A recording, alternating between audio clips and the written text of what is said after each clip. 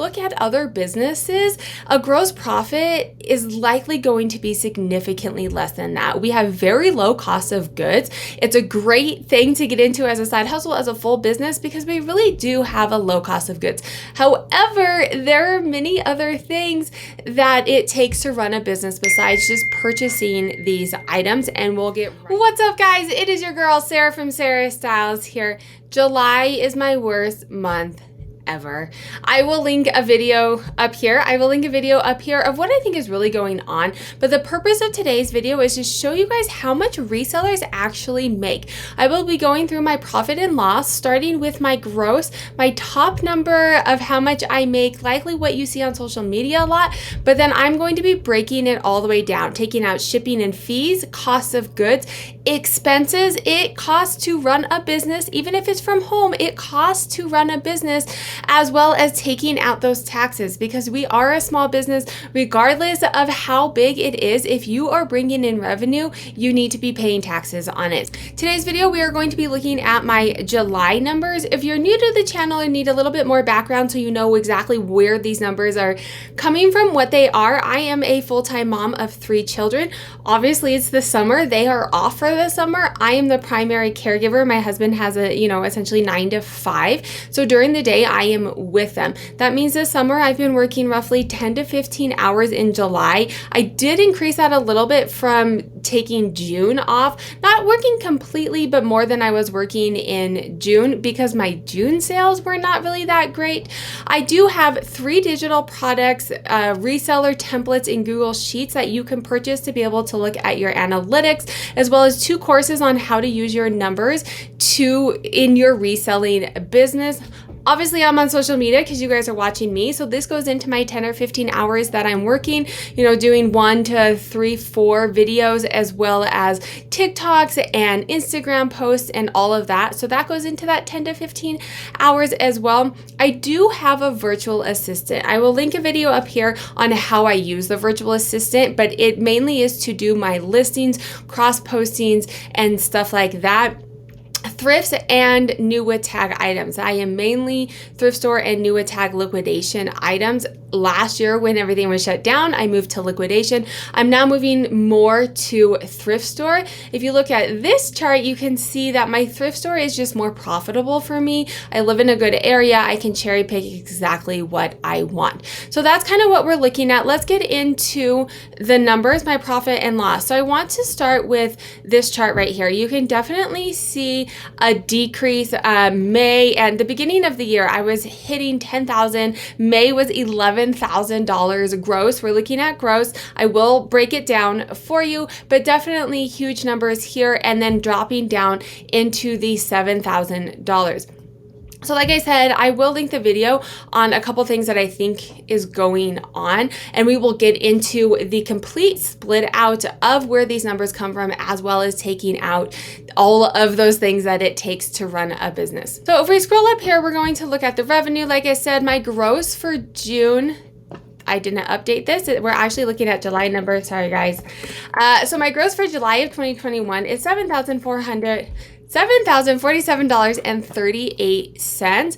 Let's go ahead and bring this on down. My cost of goods. So of the items, I sold 174 items on Poshmark and eBay. Of these items that sold, it cost me $1,619.54 to purchase those. Those were my cost of goods sold.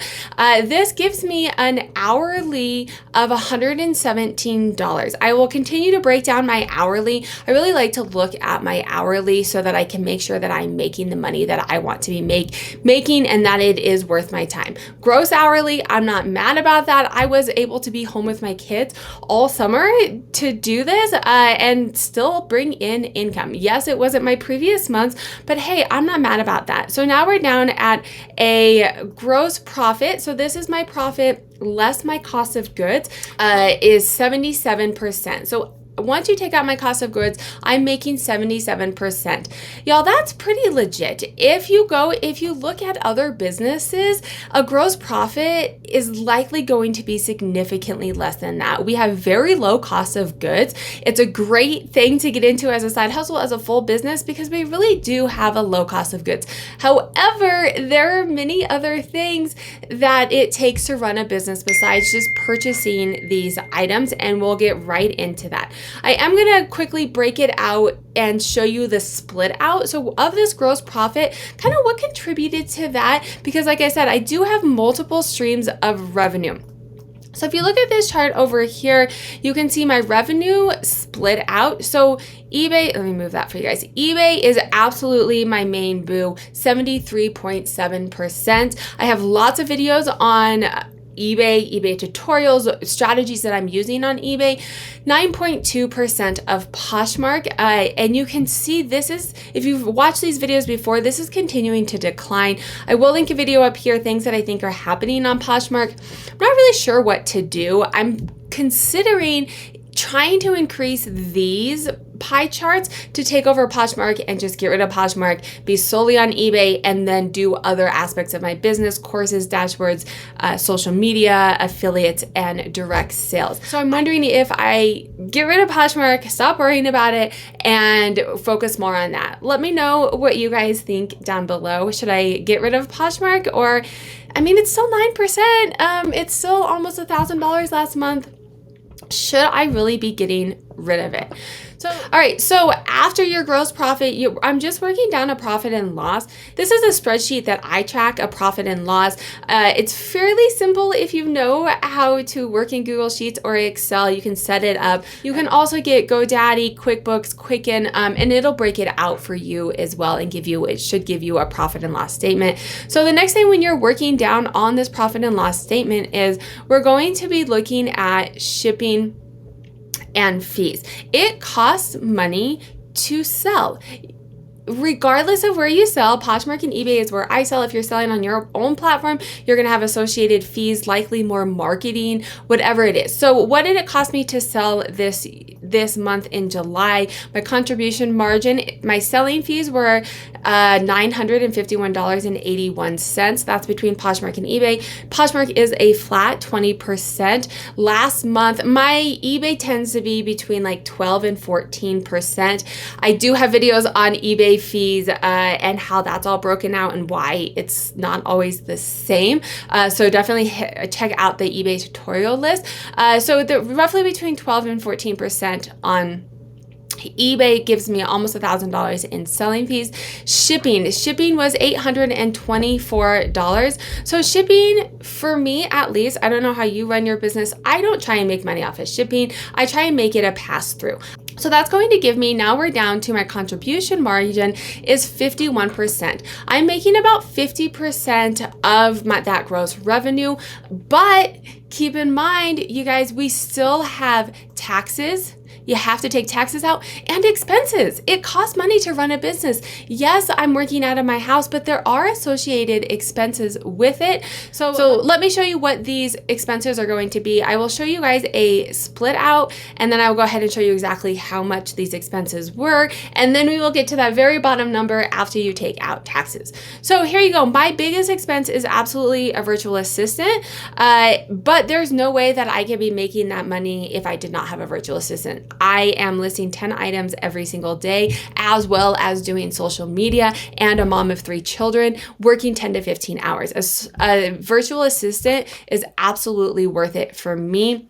My hourly, we can scroll up and you guys will see even my net hourly is more than it is to pay a virtual assistant. So to me, if I can make more than it costs to pay someone else, it's worth it for me to do that. And I talk a lot about this in my course. Links are down below if you guys are interested in that, is how to use your numbers to decide how to make the money that you want to make. So that definitely is there. Donations are things, hey, either things that I bought and I got home and I can't use them, and so then I just donate them back for whatever reason, or going through old inventory. You can see in May, I went through old inventory as well and said, hey, I've had this for 3 years.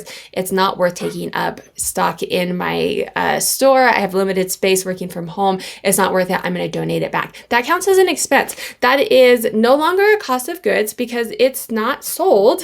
It's something I spent on my business that I did not make money off of, directly make money off of. So that goes into an expense. And then you can see down here, the second largest, this is kind of increased a little bit, is going to be my office supplies. This last month, I added a couple more shelves. I'm thinking I'm going to increase my store just slightly and make as much space at home as I can until the kids are in school 100%, and maybe I can get a storage unit or somewhere that I can work out of this outside of the home. So that did increase my expenses here. So the expenses for the month were $1,227.25. That's how much it cost me to run my business in the month of July, which then puts me at a 34% profit before taxes. $40.40 an hourly rate. Still not mad about that because I was at home with my kids. We went on vacation a couple times.